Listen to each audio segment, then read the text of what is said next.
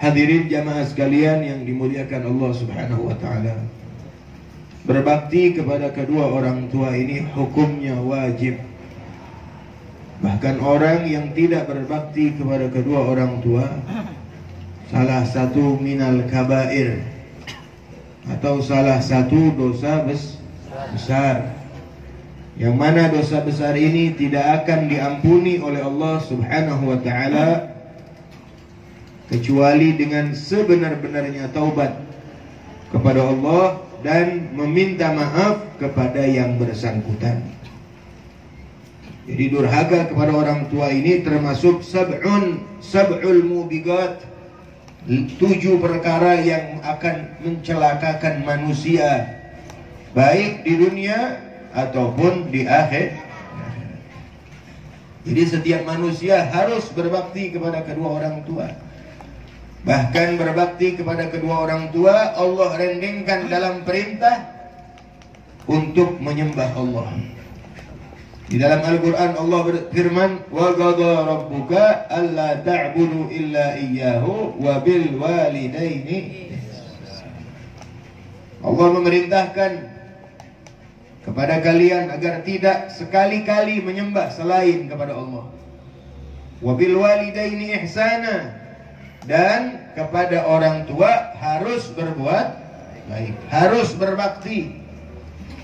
Kalau ada orang yang beriman kepada Allah, bertakwa kepada Allah, tapi dia durhaka kepada orang tuanya, tidak akan selamat hidupnya baik di dunia ataupun di akhir. Nabi bersabda di dalam hadis, la salata li'uquqil walidain, tidak sempurna solat orang-orang yang durhaka sama orang tua. Percuma solat, percuma puasa, percuma ibadah kepada Allah kalau dia durhaka sama orang tua. Jangan lagi orang tuanya beriman kepada Allah, orang tuanya muslim, mukmin, orang tuanya kafir pun tetap kita harus berbuat baik. Wa sahibhuma fid dunya ma'rufa, perintah Allah. Pergauli orang tua kalian. Itu yang orang tuanya dalam keadaan masih kafir, tetap harus berbuat baik, harus mempergauli orang tuanya dengan pergaulan yang baik di dunia. Apalagi orang tuanya beriman kepada Allah Subhanahu. Jadi tidak ada alasan seseorang untuk durhaka sama orang tua.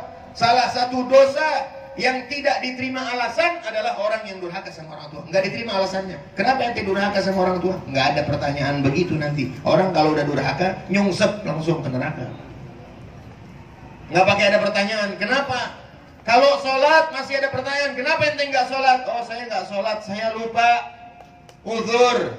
Ada a'dzarus sholat, ada uzur-uzur sholat tuh ada.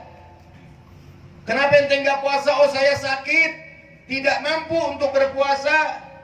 Masih ada uzurnya, ya. Tapi kalau durhaka sama orang tua, orang kalau sudah durhaka sama orang tua tidak ada uzur lagi, tidak ada alasan. Kenapa ente durhaka sama orang tua? Nggak boleh. Jangan lagi anak yang diurusin dari masih kecil. Jangan lagi anak yang diurusin benar-benar dari masih lahir. Ketemu besar aja, ada anak yang ketemu orang tuanya dia sudah besar. Tidak boleh dia durhaka sama orang tua. Sama sekali nggak boleh. Apa orang tua begitu? Gua dari kecil kagak diurusin sama dia. Giliran gua senang, gua udah kerja, gua udah banyak duit, dia mau deketin gua. Ini anak yang sambar buruk ya. Ini anak setan ini. Kenapa sebabnya? Tidak mungkin ini anak bakal ada di dunia kalau nggak sebab orang tua. Benar apa nggak? Nggak mungkin dia bakal hidup menikmati kenikmatan dunia yang Allah berikan kalau nggak sebab orang tuanya. Nggak bisa, Pak. Tidak ada jenderal yang bisa jadi jenderal. Tidak ada orang alim yang bisa jadi alim. Tidak ada kiai yang bisa jadi kiai. Tidak ada konglomerat yang bisa jadi konglomerat kalau tidak sebab kedua orang tua. Walaupun dianya kaya, walaupun orang tuanya petani, dia kaya raya, tetap dia mesti hormat sama orang tua. Walaupun anaknya, orang tuanya goblok, anaknya pinter, dokter Andes, insinyur, tetap dia mesti hormat sama orang tua. Walaupun anaknya jenderal, orang tuanya nggak ada pangkatnya, rakyat biasa, tetap dia mesti hormat kepada orang tua. Nggak boleh mentang-mentang kan gua jenderal, pan gua pangkat, pan gua anu. Nggak boleh begitu. Nggak mungkin ente bisa jadi semua itu. Tidak bisa ente meraih semua itu kalau nggak sebab orang tuh. Saya sering kasih tahu Pak, kalau ada anak punya orang tua berantem, ribut, umpama lagi cekcok ribut. Ini anak nggak boleh bela salah satu dari keduanya, nggak boleh. Belain emak, nyalain babanya, nggak boleh. Belain baba, nyalain nyanya, nggak boleh. Durhaka itu. Yang bagus bagaimana? Nasehatin keduanya. Kalau mau nasehat ya nasehatin. Ad-dinun nasihah, nasihat dari siapa aja. Anak nasihat buat orang tua juga bagus. Nggak boleh dia memihak satu. Umpama dia belain emaknya. Baba jangan begitu Pak, Baba jangan kurang ajar mama Pak. Durhaka nih anak, neraka nih. Bukan berarti dia belain emaknya, ya, dia belain emaknya terus dia dapat tempat derajat yang tinggi di sisi Allah dengan dia mencela orang tua bapaknya, orang tua lakinya. Nggak bisa begitu. Jadi tetap yang namanya anak harus berbuat baik kepada orang tua. Ini akhlak yang diajarkan oleh Rasulullah, akhlak yang diajarkan oleh Islam seperti ini. Dan berbakti kepada orang tua tidak cukup orang tua kita masih hidup aja. Walaupun orang tua kita sudah meninggal dunia, tetap kita harus berbakti, tetap harus berbuat baik. Kalau masih hidup, ya mungkin kita semua tahu bagaimana tata cara berbakti kepada orang tua diajarkan di dalam Islam. Adabul walad liwalidihi, adab seorang anak buat orang tua diajarin tuh. Adab seorang anak sama orang tuanya, nggak boleh duduk lebih tinggi dari orang tua.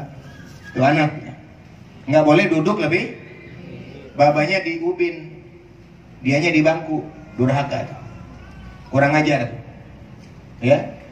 Ketika makan nggak boleh nyuap nasi, nyomot nasi duluan kalau belum orang tuanya itu adabnya. Ya. Malah Al-Imam Ali Zainal Abidin radhiyallahu anhu, beliau tidak pernah makan satu meja makan sama ibunya. Kenapa sebabnya? Ditanya, kenapa engkau ya Sayyidina Ali, kau nggak pernah satu meja makan dengan, nggak pernah makan bareng sama ibumu? Apa kata beliau? Aku takut nyomot lauk yang ibuku pengen, akhirnya keduluan aku. Itu akhlaknya Pak. Jadi kalau belum orang tua kita nyomot lauk yang dia pengen, kita jangan nyomot. Nah ini kan ajaran Islam, tempo-tempo ada aja orang ngomongin, abang begitu ajarannya Bib. Lah emang begitu kudunya. Hormat sama orang tua tuh kudu begitu. Ini kadang-kadang bocah sekarang makan sama orang tua berebut daging. Lah saya duluan Pak, lah saya nyomot duluan. Nah ini nggak ada akhlak. Duduk yang sopan sama orang tua, jangan samakan duduk kita sama teman dan duduk kita sama orang tua tuh jangan disamain. Duduk depan orang tua kalau bisa iftirash, kayak duduk tahiyat awal atau duduk tahiyat akhir. Minimal duduknya sila, kakinya dimasukin. Cara duduknya juga diajarin kita sama orang tua. Kalau kita sama teman kan mungkin duduk bisa belonjor, bisa ngangkat kaki satu, atau kakinya kayak diginin di ke atas ini kayak jawara. Nah kalau mau orang tua mah jangan. Di tempat-tempat ada bocah sekarang begitu, duduk ngangkat kaki satu, silanya begini kayak jawara depan. Jangan lagi depan orang tua sendiri, depan yang lebih tua aja kagak sopan begitu. Mana mana? Nggak sopan begitu.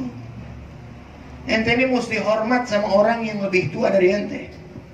Bagi yang muda mesti hormat sama orang yang lebih tua. Nanti ketika ente tua akan dihormati oleh orang yang lebih muda dari ente. Man la yahtarim la yuhtaram. Orang yang tidak menghormati nanti tidak akan dihormati dia. Kama tadi nutudan, sebagaimana engkau memperlakukan seseorang, engkau akan diperlakukan seperti itu. Orang yang durhaka sama orang tua, nanti anaknya bakal durhaka lagi sama dia. Jangan kaget kalau punya anak ngelawan, karena entenya ngelawan sama orang tua. Kalau ente pengen punya anak yang taat, ente taat sama orang tua, insya Allah anak ente bakal taat sama ente. Kalau ente kurang ajar sama orang tua, biar ngaji ke Mesir nih anak, biar ngaji kemana dah, ngajinya sama malaikat dah. Kalau emang ente durhaka sama orang tua, anak ente bakal lebih durhaka sama ente nanti. Nah ini para hadirin jamaah sekalian, jadi akhlaknya tuh. Bagi anak-anak muda yang ngerokok, jangan ngerokok depan orang tua. Nggak boleh, kurang akhlak. Ngerokok gitu depan orang tuanya melepus, jangan. Kalau kita lagi ngerokok, orang tua datang buru-buru mati. Itu akhlaknya. Apa? Ini tempo-tempo rokok orang tuanya dicolongin.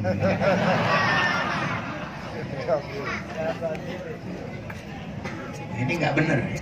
Jadi banyak adab-adab kepada orang tua. Jalan nggak boleh lebih depan dari orang tua kita. Ini mesti diterapkan nih, adab-adab yang seperti ini nih jarang diajarkan, Pak. Ini moral seperti ini nih jarang. Ya. Mesti kita amalin dan kita ajarkan bagi orang yang kagak tahu, kita ajarin. Liuballigh syahid minkumul ghaib. Ya. Ngomong sama orang tua biar lembut. Dipanggil sama orang tua, "Tong, iya, Pak. Iyanya, ada apanya?" Begitu. Malah orang dulu mau kalau dipanggil, "Tong, saya dulu mah ya. Saya." Kalau sekarang, "Tong, ngapanya?" Ngapa? Jadi dari nyaut aja kita mesti. Atau kalau bahasa Arab, "Fulan, labbaikum." Ada labbaik, ada labbaikum. Labbaikum tuh lebih sopan dari labbaik. Labbaikum ya Walid. Iya. Atau iyanya, "Iya, Pak." Tuh begitu. Ngomong juga yang lembut, yang enak sama orang tua. Kita ngomong sama sesama muslim aja kita disuruh kalimatun thayyibah. Suruh ngomong yang lemah lembut, apalagi sama orang tua. Bapak lagi pengen apa nih, Pak? Nya lagi pengen apa nih, Nya? Saya alhamdulillah nih, Nya, baru dapat duit. Tuh, baru gajiannya. Nya pengen makan apanya? Ngomongnya. Tuh, jangan pakai malu-malu, saya duitnya. Apapun yang saya punyanya. Ini baru anak yang berbakti sama orang tua. Ini tempo-tempo kagak nyusahin orang tua. Yang ngomong kagak punya duit yang bercerai punya. Buat pinjam ininya. Sering kosong pisan ininya, nyusahin. Yang namanya orang tua tetap sayang sama anak. Cuma tempo-tempo anak suka kagak punya pikiran, perhitungan sama orang tua pakai berhitung. Ya, "Tong, gua pakai duit dulu Tong, sini Tong. Bapak lagi gak punya duit ini, makin lu 200.000. 8 kemarin udah, Pak. Kemarin kan udah saya kasih. Jangan saya mulu nggak, Pak. Bapak anak Bapak kan banyak, Pak. Yang ngono nggak banyak ngatur lagi. Ini anak goblok ini. Ini anak yang begini, anak apa? Justru Allah Subhanahu wa taala lagi pengen melimpahkan keberkahan kepada dia. Allah lagi pengen dia tambah berkah dengan dipinta sama orang tuanya. Malah ngoper ke yang lain. Dikasih keberkahan kagak mau. Goblok apa enggak? Goblok enggak? Berhitung sama orang tua, astagfirullah. Repot lu kalau orang tua berhitung sama ente, repot. Kalau ente berhitung sama orang tua, ntar kalau orang tua udah berhitung, repot. Lu berhitung sama gua, sini. Nih, sekarang gua hitung. Lu dulu lahir, ya, dulu dukun beranak sekian. Gua akekahin beli kambing sekian.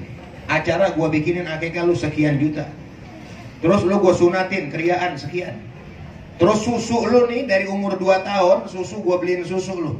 Ya, sampai umur 5 tahun gua beliin susu kaleng sekian juta, lu bayar sekarang. Terus lu gua kawinin. Semuanya gua total jenderal semua sekian. Sekarang lu ganti dah. Bisa apa enggak kira-kira? Bisa apa enggak? Jangan perhitungan sama orang tua. Anta wa maluka li abik, kata Rasulullah SAW. Engkau dan hartamu semua buat orang tua. Jangan sayang. Buat orang tua tuh jangan sayang. Allah bakal ganti berlipat-lipat ganda. Kita sedekah buat orang biasa aja, buat orang lain aja Allah ganti. Bagaimana buat orang tua? Ngasih orang aja Allah ganti, apalagi ngasih orang tuh. Nih malam bikin hall, Bapak Haji Dasuki beserta keluarga bikin hall orang tuanya. Ini bakal diganti, keberkahannya bakal diberikan oleh Allah Subhanahu wa taala. Dan ini salah satu kebaktian anak buat orang tua. Jadi makanya tadi saya bilang, enggak cukup waktu orang tua kita masih hidup. Enggak terputus, biar orang tua udah meninggal juga tetap harus berbakti. Bagaimana cara berbaktinya? Nih, bikin hall tiap tahun, doain tiap hari, kirimin Fatihah tiap hari, bacain doa tiap hari, kirimin bacaan-bacaan Al-Quran, hadiahkan buat orang tua. Kalau kita sedekah ngasih orang, kirimin pahalanya buat orang tua. Ini salah satu kebaktian. Kalau orang tua kita nggak ada tuh begitu, masih terus ziarah ke makam orang tua. Tiap minggu, tiap Jumat datangin kuburan orang tua. Yang merasa diri hidupnya kurang berkah, nih mungkin masih ada orang yang lupa sama orang tuanya. Setiap Jumat datengin kuburan orang tua. Kalau misalkan Beb, kuburan orang tua saya jauh Beb di Jawa, kirimin Fatihah aja. Kirimin Fatihah buat orang tua. Kirimin doa terus buat orang tua. Apalagi kalau kuburan dekat untuk yang di Jati, ya Allah, ya tiap Jumat pagi datang kuburan. Jangan ini ke Wali Songo.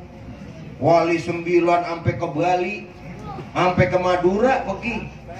Kuburan orang tua nggak pernah disabak sama dia. Kuburan orang tuanya nggak pernah didatengin sama dia. Percuma ente ziarah keramat, percuma ente ziarah wali, ribuan wali ente cium tangan. Jangan lagi ente ziarah, ente cium tangannya nih wali. Ente itu durhaka sama orang tua, kalis, nggak bakalan dapat apa-apa dari Allah Subhanahu. Lihat Sayyidina Uwais Al-Qarani. Lihat Sayyidina Uwais Al-Qarani mendapatkan kedudukan yang tinggi di sisi Allah Subhanahu wa taala. Sampai namanya disebut oleh Rasulullah. Apa amal dia? Salah satunya amal dia adalah dia berbakti, sangat berbakti kepada ibunya, kepada orang tuanya dia sangat berbakti. Makanya dikenal sama Nabi. Padahal dia bukan sahabat. Dia tabi'in, hidup setelah dia tabi'in, dia nggak pernah ketemu Nabi, tapi namanya disebut. Dia bilang sama Rasul bilang sama Sayyidina Umar dan Sayyidina Ali, "Ya Umar, ya Ali, kalau engkau nanti suatu saat ketemu sama orang yang namanya Uwais, dia dari Qarn, minta doa sama dia. Minta biar dia mintakan ampun buat engkau berdua." Ini kata Rasul, pesan Nabi buat Sayyidina Ali dan Sayyidina Umar. Padahal Sayyidina Ali dan Sayyidina Umar sahabat, tapi suruh minta doa sama Sayyidina Uwais.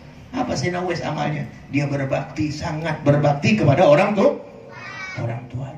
Nah ini insya Allah para hadirin jamaah sekalian, kalau orang yang berbakti kepada orang tua akan mendapatkan derajat yang tinggi di sisi Allah Subhanahu wa taala. Amin ya rabbal alamin. Kita doakan sekali lagi agar almarhum sahibul haul Bapak Haji Amar bin Ranon diampuni segala dosanya oleh Allah.